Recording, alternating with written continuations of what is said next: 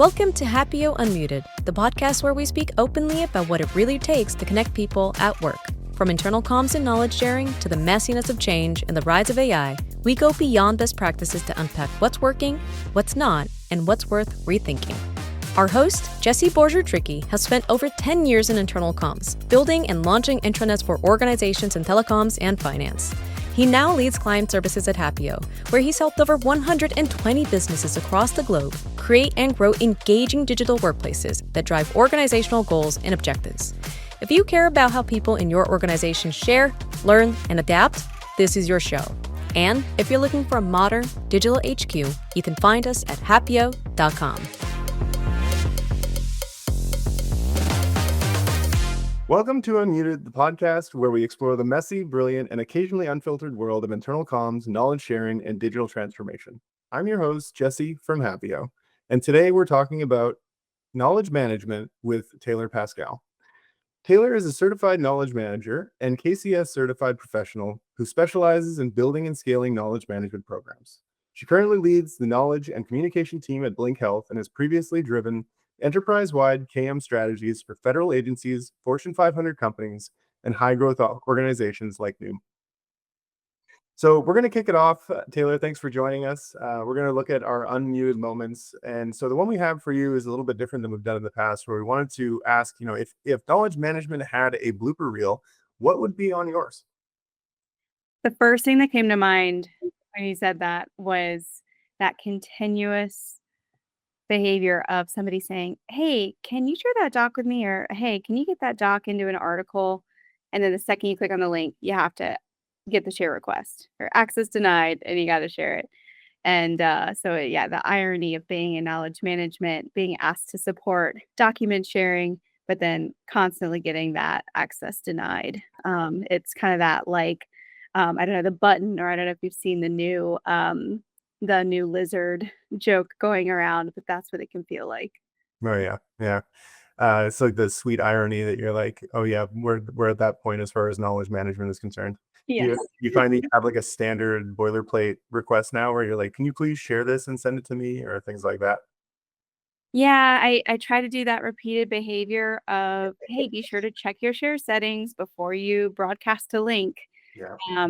But then of course I'll go to send something out and I'll do it myself. So then I won't have any room to talk. Yeah.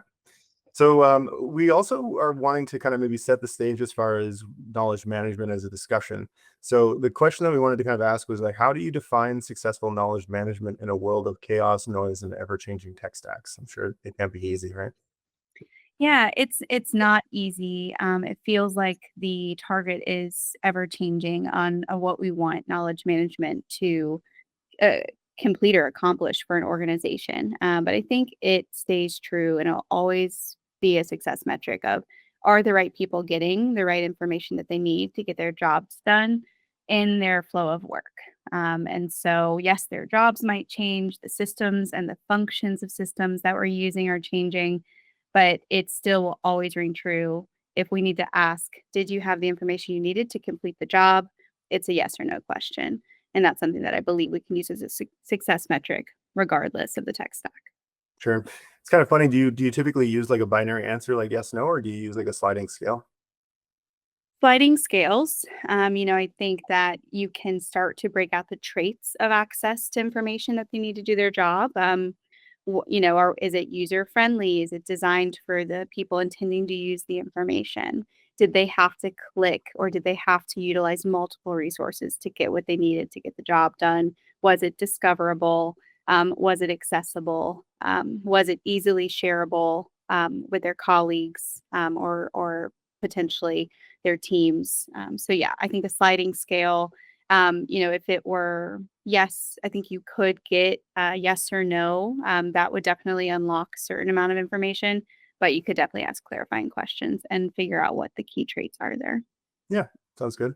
It's kind of a nice segue into our next sort of aspect of the questions. So we wanted to kind of ask more around the real world knowledge management wins and challenges. So we wanted to ask, like, how do you typically measure the impact of knowledge management or your work generally? Sure.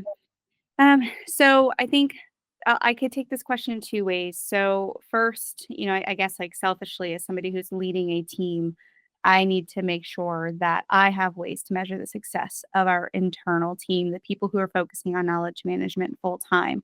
What are ways that we can measure success and measure the work that we're doing so that way I can provide job stability and security of our department. I can also always get back to the idea of like, what is the value proposition? What is the value of a KM team? So let me start there and then we'll talk about the value for the whole organization.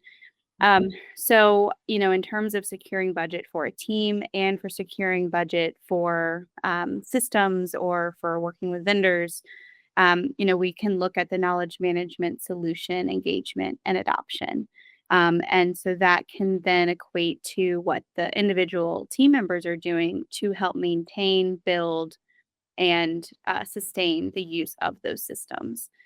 So that's not just about volume, the number of articles, that's not always the case. So really it's looking at the health of the knowledge base that's being maintained in some of these KMSs. Other ways that we can look at it that are a bit more like behavioral are like, what are the number of assets that we have that are originating as knowledge-based content as opposed to content that needs to be converted into an article. We can look at participation and feedback loops. We can also look at ways that people are mentioning or linking shared or sharing links in team meetings, messaging, and other systems. And then also, a huge piece of this is subject matter expert engagement. So how often and how successful is my team able to engage and maintain healthy relationships with subject matter experts as part of that process? Yeah, that's great. There was a few things there where I was kind of curious to look a little bit deeper into that. So you mentioned the idea of like being able to do a health metric for the content. So like I'm kind of curious what that might look like, or how you're sort of going about measuring feedback loops or link sharing or subject matter engagement. Is it kind of hard and fast, or do you have sort of more of a qualitative way of looking at it? I think both. So I mean, the perception of the knowledge base is a huge metric. So if you were to ask for, maybe like frontline feedback, or if you were to ask individuals and target that are part of the target audience, their impression of the knowledge base, like, we can ask questions like, "Hey, what was the most helpful resource you used last week?" Or, "Hey, where did you go to get that announcement or the news?" We can glean a lot from answers that maybe don't mention or don't involve CAM at all. Sure. So we can look at those, like, I guess, a bit more qualitative metrics based on anecdotal feedback. But then I think there are some quantitative things that we can do. So things like um, we could look at the potential to identify stale content. So maybe using things like the last modified or, last checked or approved by. We can look at things like that and then have it based on the time range. We can also look for things that help identify those knowledge gaps. So maybe you can look at the searches that are producing the results, or maybe you can look for, maybe you've already got a built in thumbs up or thumbs down, like, hey, this answer was helpful or not, and Sure. content like that. Yeah. Yeah, and then it's the task of getting people to use the thumbs up, some thumbs down thing and all that kind of stuff too, right? Yeah. Definitely. So speaking of behavior, so the next question we were thinking is more around like people and knowledge process and behavior. So the thing I was going to ask was, what is knowledge hoarding culture? So I'm sure a lot of people maybe are familiar or maybe aren't familiar. So, but we want to kind of get your perspective on that, and what can leaders do to dismantle it? Yeah, this is a really relevant question to some of the research that my partner Jessica Malloy and I have been working on for several years. So we've actually identified 8 archetypes, one of them being the knowledge hoarder, that are relevant to knowledge management in the workplace. So, in general, our research shows that KM programs are better fit for purpose when they cater to those archetypes, like the hoarder, when presenting KM initiatives and solutions within an organization. So, for hoarders, these can be individuals within an organization that take a more siloed approach and establish their own priorities due to maybe past failed attempts, mistrust, disagreement of team structure. I think in hoarding in general, you can definitely picture the visual picture that we all think of with hoarders is, the cluttered the house that is full, and that idea of just cracking the door open because there's almost that fear or consciousness that, you don't want the professionals to come in and see the mess behind the wall or the door. And so, I think a lot of ways that we can start to combat that because it can be a really unhealthy culture that can spread. It's one of those things where, you might have one individual or one team who is defensive to share or is defensive to either ask or or receive help. That can shift an entire culture of a company. So it's definitely something that, we got to take seriously. So, some advice here, if you're working with hoarders or people that are a bit more defensive, you can, and it's actually more important to think about the long game of building trust, inviting them to collaborate. Those are going to be way more important than initiatives like system utilization. So, if you're able to, again, extend the invitation to collaborate and then celebrate and recognize even the smallest of contributions, that'll then reaffirm the engagement which can then advance their participation in larger CAM initiatives. It's almost like I've sometimes used champion initiatives as a way of kind of kickstarting these sort of things and being able to identify those people, giving them the white glove appreciation kind of approach. We know you as a subject matter expert. Let's champion you to the rest of the organization. Yeah. So, yeah. Absolutely. Yeah. I mean, I think if you've got people who are engaging, who are already maybe on the right track, that you might want to wait and hold the success and the recognition for, larger wins. But if you've got this individual or team that is in a hoarder mindset and has been challenging to either, you know, I guess extract information from that the rest of the team needs, or maybe just to help, maybe from a compliance standpoint, you have to get in there and organize and get their content.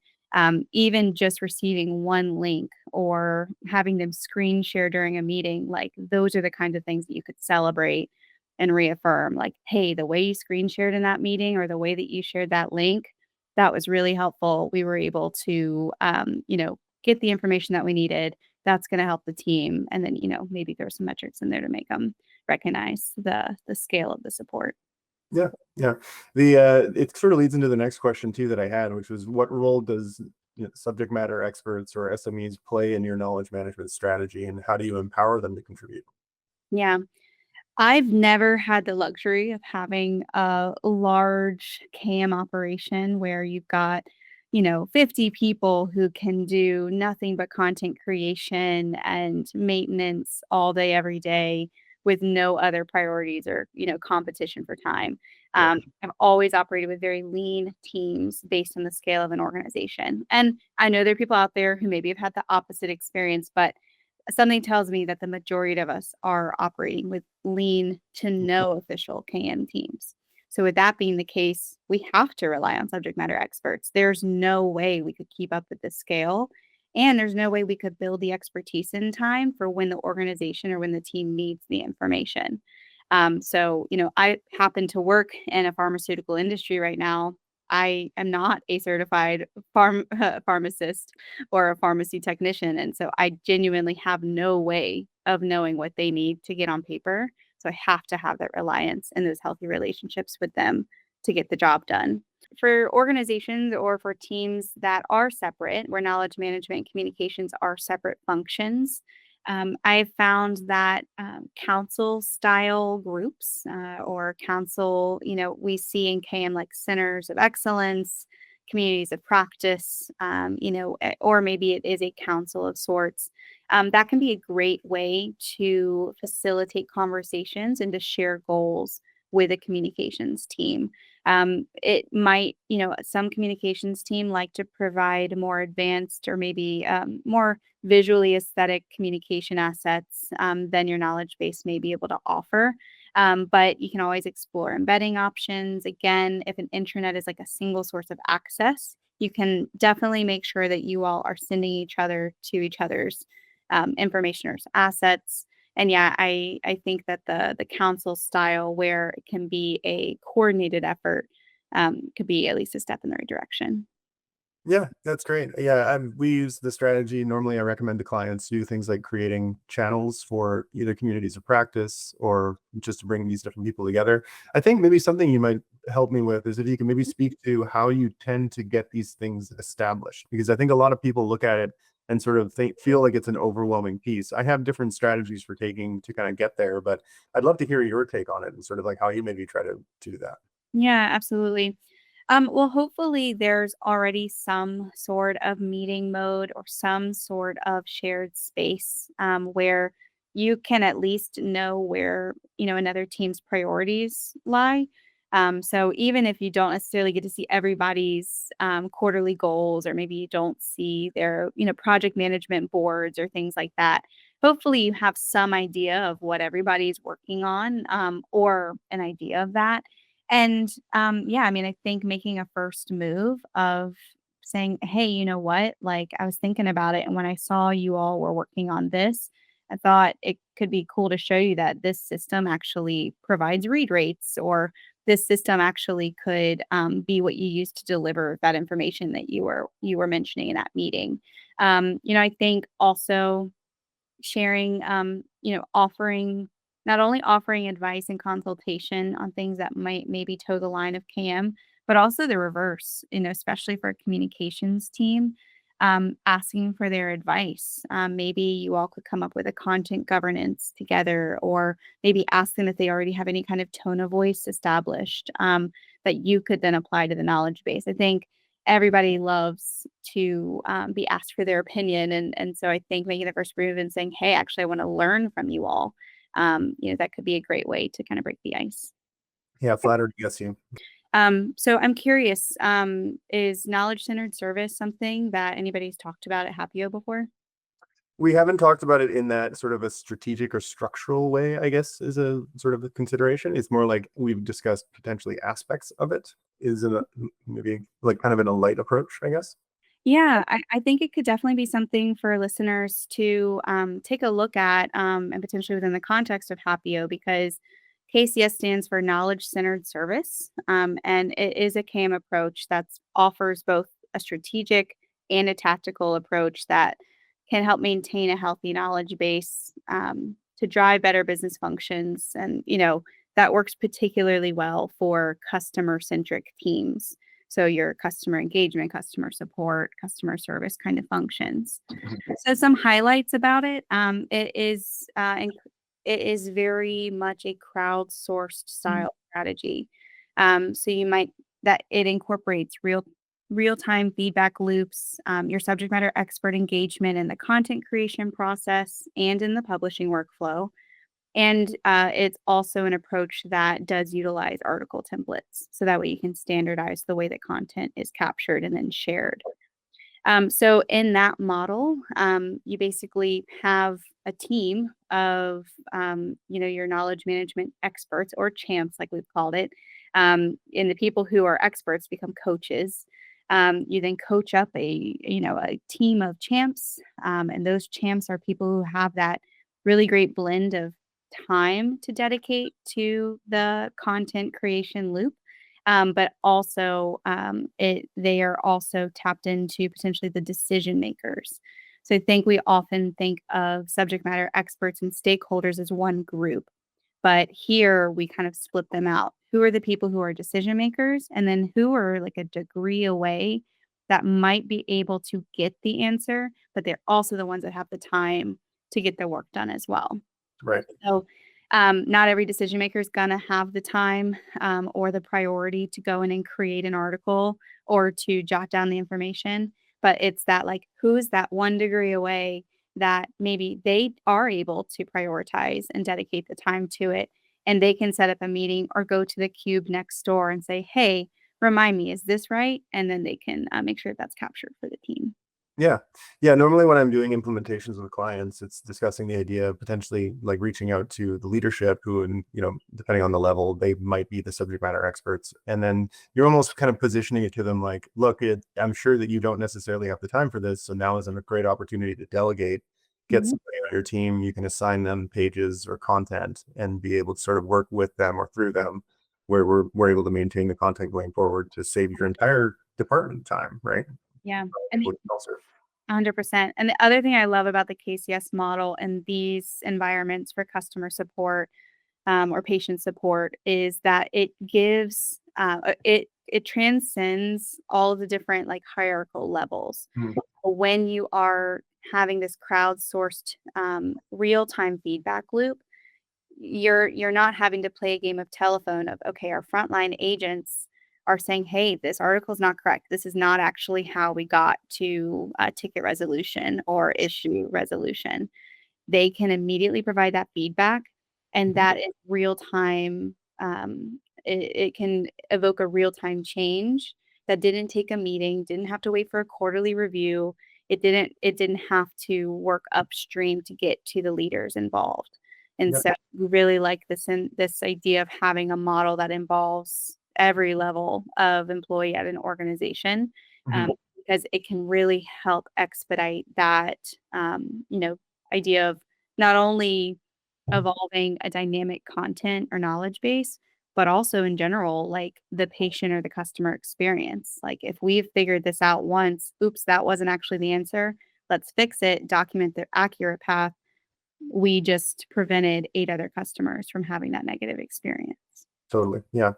Yeah, it's actually another good transition here. So for us at Happeo, and I'm sure other clients and tools are doing different things, but we're looking at introducing like a knowledge gap detection system, which is sort of going to be able to on the fly identify these gaps, route them to SMEs, be able to then sort of either provide them with an auto-generated template of what they could provide, and then go through the publishing flow, just to sort of like make that as efficient as we can, and also, of course, have tracking. But this is sort of one aspect of this whole AI wave of technology and strategy that's coming. So we wanted to kind of ask, like, with AI coming into the knowledge management picture, what's exciting you most, and what kind of worries you? Yeah, I'm excited most about the productivity add that it is providing, really every function within an organization. So the things that everybody used to almost always procrastinate on, like, oh, did you summarize the meeting notes? Did you create that slide deck? Did you look at your like after call actions? Things like that, and just making it just that one extra step simpler or less manual, the things that, if we've already put in the work, helping to accelerate some of the things that are a bit more clerical. I'm really excited about that piece of it. The things that concerns me most about the way that a business are trying to like operate with AI in general is the lack of AI governance. I'm seeing organizations, regardless of industry, regardless of sector, going in without having that user-centered design or without having goal setting in place. So, just like any strong agile project management, we want to be agile, we want to be able to move fast, but without a North Star of, what are we trying to accomplish with AI, and, what are the target outcomes, it can feel untethered, and I think it can feel shallow, which I think can end up then being distracting. So all of those pros that I mentioned about productivity, then it almost becomes counterproductive because now you are equally as distracted as you were with your productivity gains. So one thing that I guess I was proven wrong on my own concerns about AI, it in every instance of my career where I thought, oh, you know what, AI is going to replace the human workforce in this aspect of a task, or we're going to be able to reduce the overhead because of AI on this. I have yet to have seen a cut in any of the industries or sectors I've worked in that truly led to a reduction of human involvement. It just changed the way that there was involvement. So it improved productivity, but really, and maybe it reduced or dispersed the volume of tasks needing to be completed manually. But everybody's equally as busy. Everybody is equally as involved. It has just changed the way that we interact with things that are manual versus automated tasks. Mhm, mhm. Yeah, you mentioned something really interesting back there, which was user-centered design or user-centered sort of governance, and of course, like identifying those goals, because those are things that I also bring up a lot. And I think the piece there is that often when you're working with knowledge and you're working with knowledge managers, they come at it from their own perspective of sort of like the ownership-centered model, and just Mhm. having to kind of like have them step out of those shoes for a moment and realize, like, not everybody necessarily knows who owns what at an organization, for instance, right? It's not always obvious, especially during onboarding. So it's a good conversation to have with people, but it isn't necessarily always sort of assumed, right? Yeah. And I think for the organizations who are maybe like AI adverse or potentially have and that even if it's not just a feeling, it's a genuine risk or a compliance concern. I think for both sides, the AI adverse and the AI eager, you know, yeah, requiring applications of AI, we have to solidify those use cases, I guess across all of those environments, the things that seem to be true for me is that the inputs required to successfully apply AI, sustain it, and scale it, they always are going to take more effort. They're always going to take more stakeholder feedback, and they're always going to take longer to launch than anticipated. Yeah. And that's not to say not to do it. It's just because the AI might automate something or save time after it's launched doesn't mean that the project planning and the ability to implement or launch is equally as productive or time saving. Yeah. And that's actually another good one. We've been really kind of on a roll here with the transition. So going from that into the next sort of topic of discussion is around the idea of where knowledge management and communications intersect. So Mhm. sort of like how do we sort of, enable people through using communications alongside these knowledge management strategies? So the question I wanted to ask there is like, how do you ensure that the knowledge captured is not just stored, but also communicated in a way that drives action? Sure. I have the luxury of having a team that does both functions of knowledge management and communications now. So I'll give that, but I'll also share when maybe people don't have that luxury of being so close or related. So for now in my current environment, it is a pretty simple process of the team that is updating content is creating and collaborating on articles, the team that is, keeping an eye on product updates, or the team that is, creating new scripting opportunities for frontline agents is also the same team that can help disseminate weekly news articles and monthly news recaps. We are the ones who might post in an instant message when there's an ad hoc or a time or an urgency to share something out with a team. So for me, the workforce, the people who are working on knowledge management, are also trained, capable, and really skilled and also being able to disseminate things in communication assets. We also have embedded our communication function within our knowledge base. So the news articles, the newsletters, landing pages with these kind of recaps, reminders, how to's, and then, the things that we want to recognize and celebrate, even from an employee engagement standpoint, are all also within the knowledge base. And I think that would probably be true for a lot of organizations that have both cloud knowledge management solutions or things, or if they're in, SharePoint or something like that, being able to create those kinds of pages. So, for us, we have somewhat of a like triaging approach of trying to look at the size and scale and magnitude and the urgency. Those are just a few examples of the new or modified content that we've touched. And then we look at, okay, based off of the, magnitude, the impact or the urgency of the content that was created or modified, that then indicates or that tells us which communication or delivery method or mode that we need to select. So let's say there's a very large industry scale announcement that we create content for. That might be something we take an omni-channel approach for because we want to make sure nobody misses it. Right. Then there might be things that are just little tweaks or fixes and enhancements to a product. That's nice to have. If they were to search for it in the knowledge base, we'd want them to get a result. but there didn't need to be a cognitive load to read that in the news in that way. So yeah, we use a bit of a triaging approach of like if we had to create or modify content, we then look at a decision matrix of, okay, like based off of what was changed or what is new, which communication mode might we select? Mhm. Yep. Yeah, I mean, it really is an ecosystem to have the knowledge and the communication sort of side by side and running in parallel, working as a system. So, which again is sort of the next sort of consideration here, which is around the idea of how knowledge management and intranets intersect with each other. So the question we had, just to kind of frame it for those who maybe are less familiar with this, is like, if our intranet were a person, or sorry, if your intranet was a person, what role should it play in knowledge sharing? Like a librarian, teacher, guide, something else? So how do you sort of position Mhm. that? Yeah.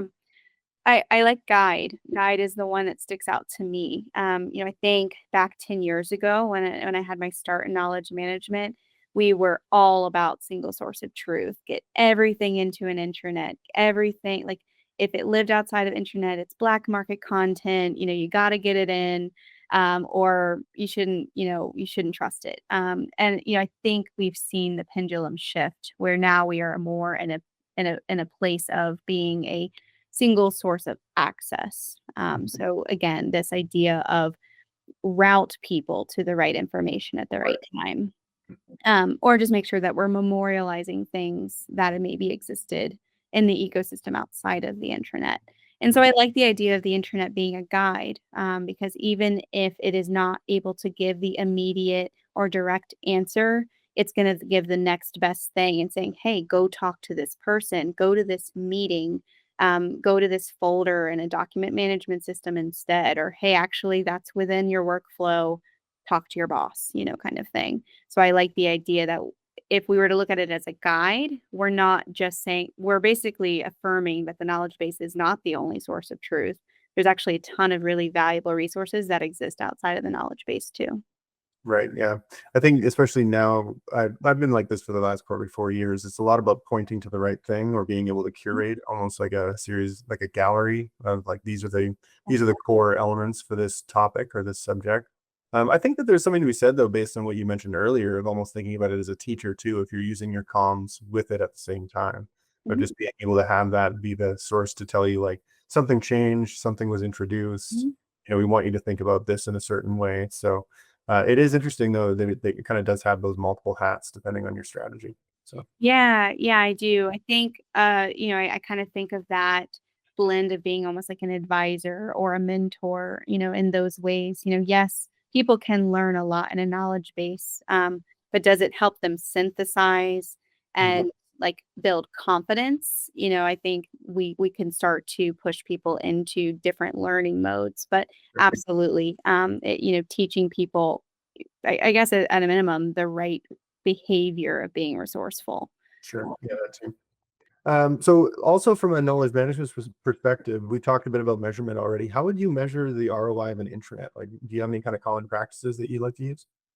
Yeah, for return on investment for a KMS. I think if we go back to some of the conversation about the knowledge-centered service model, the idea of reducing any kind of duplication of work, standardizing and documenting things, especially when it comes to these customer-facing or patient-facing organizations. If the front lines or an agent recognizes how to resolve an issue or how to get that pinnacle one call resolution that everybody's trying to get. If they've figured out what worked, let's document that and then repeat it. Not only is that going to, if we are able to prevent it, that's not just a feedback loop on other customer facing calls. We can actually get that piece of information directly to the product team, or we can get that directly to the developers. They can actually fix the original bug or the issue that caused the call in the first place. So I think in those ways, yes, we do like to report on our system utilization. We want to make sure at a minimum people are using the system we're paying for. I also want to show we're using it to its fullest capacity. So when I have a system, I want to get my money's worth. I'm going to use every feature and function that I can possibly use within the use cases for the department. So if I've got those two bases covered, then we can look at, okay, but let's look at the content quality. And again, that ecosystem of if we are able to capture and document and share that information, we can pull metrics that are about productivity. We can pull up metrics about, quality assurance. So, again, from like a QA and SLA standpoint, we can definitely prove ROI in those spaces. But I do like the idea of saying, we are the catalyst to getting the true customer patient experience feedback directly back into the people who can change it for better. Mhm, mhm. Great. Yeah, I guess the next step is sort of looking forward. And so we've talked about AI already. But for us, we're sort of also really focused here at Happy on AI search. I was kind of curious to get your take on how organizations can ensure AI-powered search results are relevant and trustworthy and accurate as we move Yeah. forward. Yeah, absolutely. There's a lot about the topic of human in the loop that's out there, and there's lots of research. I am not the person that came up with it, I promise.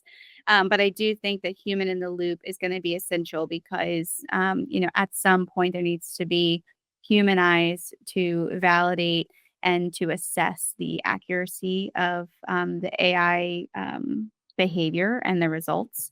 A lot of systems and a lot of these different generative AI models do allow for feedback and coaching and modeling, and so I think that's where we can get into taking the time to tweak the customized prompts. We can go in again, even if the end user is not doing the thumbs up, thumbs down, as the team and the system admins behind the scenes, we are dedicating 10% of our team's utilization to AI coaching. And so making sure that, we're looking to refine, oh, why didn't you index this resource as part of your result for this one?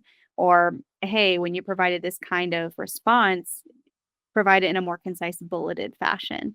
When it comes to, let's say maybe people are using AI for translation services or something like that, we'll go in and validate with some external comparison as well, just to make sure that the model is doing what we want it to do.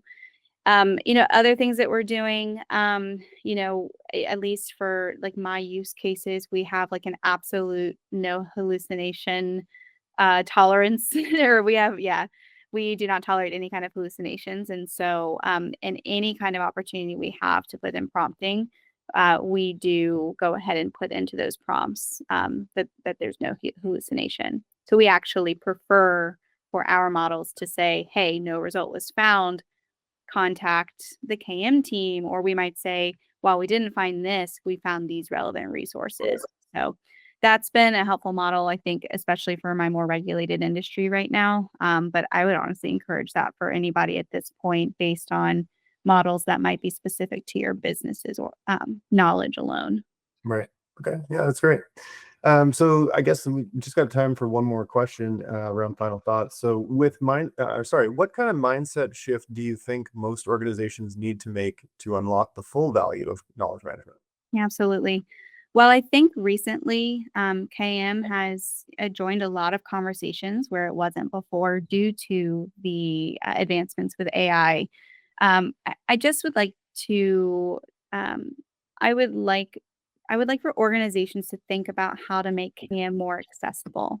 And not just organizations, but I think anybody working in the knowledge management industry. So maybe it's consultants, maybe it's KM managers like myself, people who are working on the systems and the products, the knowledge bases. I think we all need to think about KM as while we are advancing technically in a lot of amazing ways, there's still so many ways that we can make KM accessible to any organization, big or small, any budget from $0 to millions of dollars. KM isn't just for the big companies with big budgets. So I encourage individuals and companies of all sizes and scale to reach out to me, find out more about how you can incorporate KM practices within your day to day to maximize success. Anything from a no low tech to a very high tech approach. Yeah, that's great. Yeah. Well, I really appreciate the time today, Taylor. Thanks for joining us on the podcast. Any final thoughts before we sign out? No, I appreciate it. I'm excited to see what comes of the product. You all have a great thing going at Happeo and look forward to seeing how you all are able to adapt to the current modern tech stack. And yeah, thank you for having me. Awesome. Well, that's it for today's episode of Happeo Unmuted. If you enjoyed the conversation, rate, review, and follow the show, and maybe share it with someone who hoards knowledge like a dragon guarding gold. Maybe they'll think about sharing that treasure. We hope you'll join us next time on Happeo Unmuted.